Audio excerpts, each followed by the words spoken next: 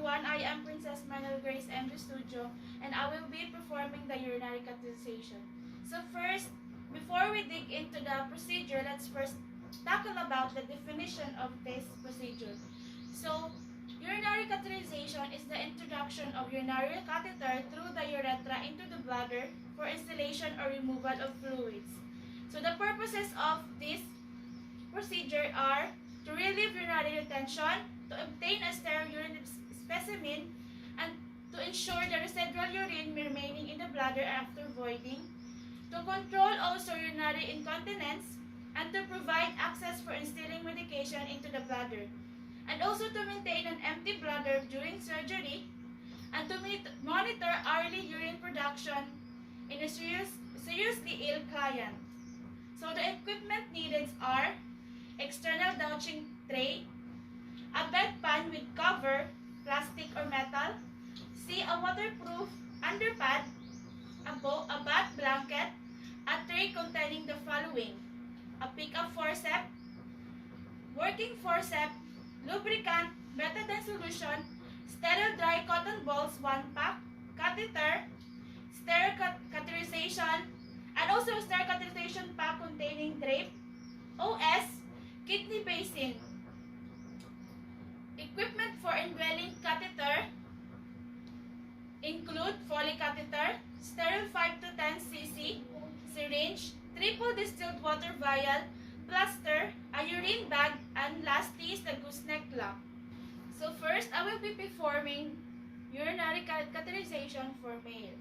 So first thing you do is check the doctor's order, because catheterization is only if the medical order of the doctor.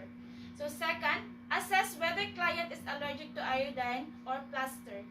Providine iodine is often used to cleanse the vulva before catheterization. So next is assemble all the equipment needed, or it is to promote efficient time management. 4 is identify and explain the procedure to the client. So sir, hello sir, good morning. I am Princess Manuel Grace MB Studio. Magkuan ko sa imo tay ha, magtaod ko catheter sa imo tay ha. Next is provide a good light. Next is provide a privacy by screening, closing the door window. It is the client has the right to be protected from being exposed to others. Replace the sheet with bath blanket. Place underproof underpad under the client. This to protect the bed linens from moisture and getting soil. So prepare the urine receptacle and tubing if an indwelling catheter is to be inserted. The tubing facilitates in connecting the catheter to the drainage system. So open the pack and bring it near to the perineal area.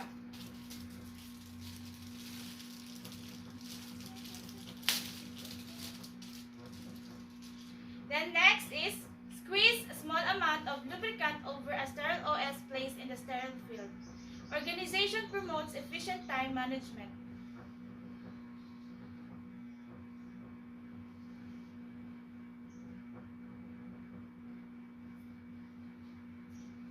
Next is using a sterile pickup forceps, get 2 cotton balls with betadine antiseptic solution from the sterile jar and place in the sterile field on top of the several OS.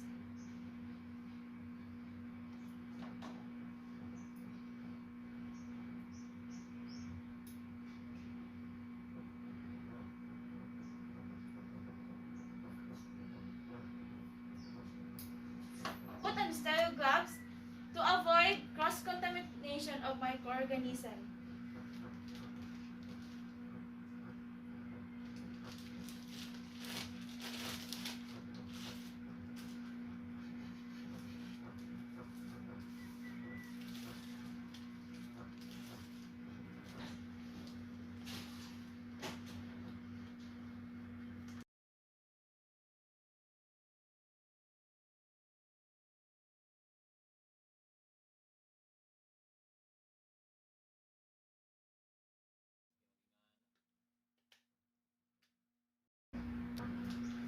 So hold the penis with a non-dominant hand. Disinfect the meatus using cotton balls with betadine. It is to cleanse the area and minimize The risk of urinary infection.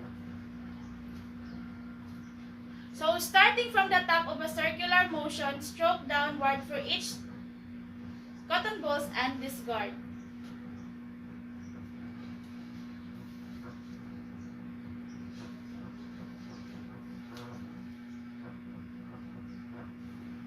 So, lubricate 6 to 8 inches of the catheter tip.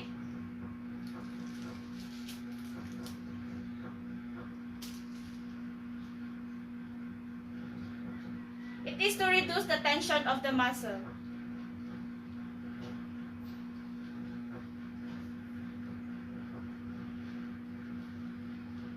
So hold the catheter securely with your non-dominant hand while the bladder empties. Collect a specimen about 20 to 30 ml required. Continue drainage according to the hospital policy. So next, remove the catheter smoothly and slowly.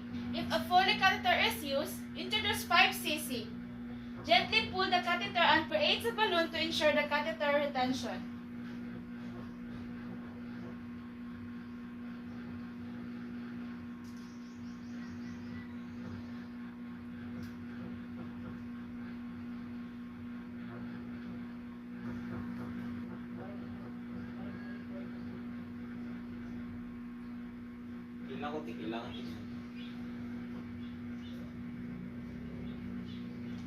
Attach catheter bag below the level of the bladder. Tape catheter to the lower abdomen area.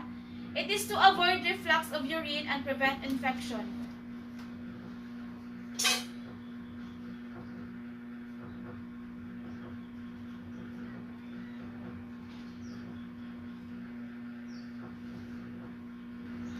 Remove and clean the equipment and make sure the client is comfortable. Label the urine specimen and send it to the laboratory promptly. Urine kept at room temperature may cause organism is present to grow and distort the laboratory findings.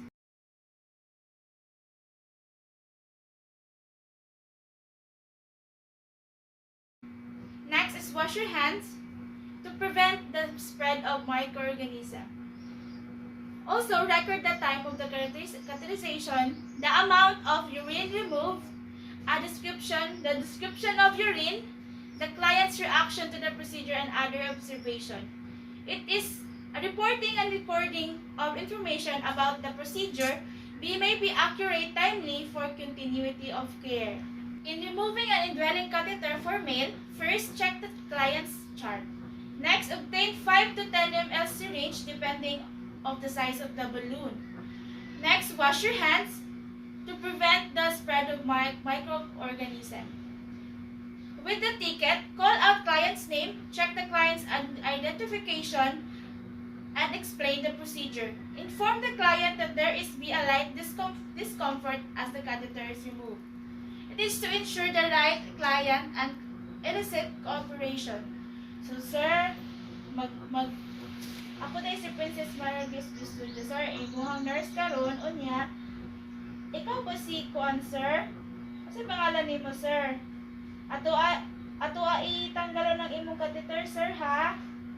So, after you introduce yourself and you identify the patient's identity, you don gloves.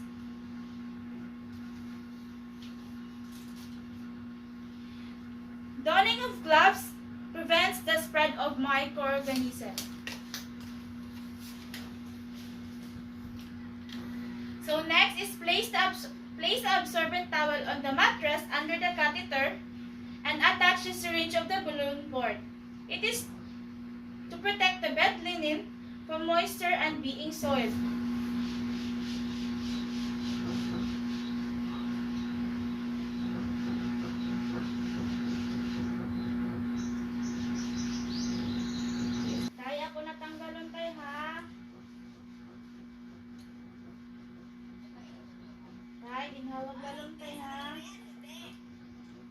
Document the time of removal and time by which clients should have next boarding time.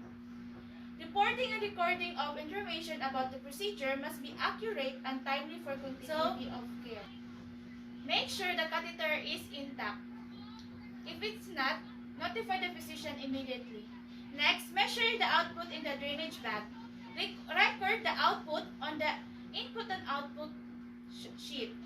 Empty the urine into the toilet bowl and dispose the urine bag into the yellow bin. Next is remove gloves and wash your hands and make sure the client is comfortable. Hand washing is to prevent the spread of microorganisms. Document the time of removal and time by which clients should have next boiling time. Reporting and recording of information about the procedure must be accurate and timely for continuity of care.